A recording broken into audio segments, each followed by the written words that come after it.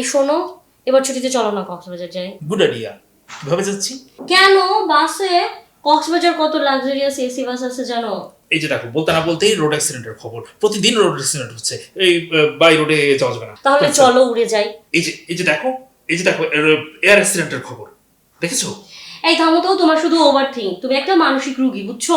আশ্চর্য, একটু সাবধানে চলতে গেলে মানুষ রোগী মানে এগুলো কি ধরনের কথা? কে বলে এসব কথাবার্তা? চিকিৎসা বিজ্ঞান বলে।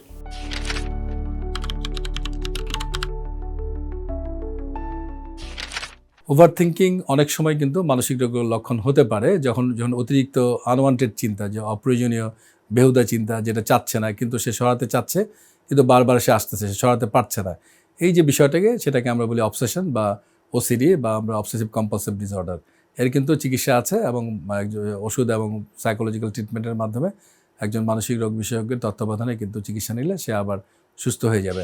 আমার মতো আপনিও কি ওভার থিঙ্কিং করেন? তাহলে বিশেষজ্ঞ চিকিৎসকের পরামর্শ নিন, আর আমার মতো চিন্তামুক্ত জীবন কাটান। এই বাজারে যেতে হবে, ফ্রিজে কিচ্ছু নাই। অবশ্যই। ভিউয়ার্স, দেখছেন, বাজারে যাওয়ার কথা চিন্তা করে আমার ভয় করছে না। দারুণ না?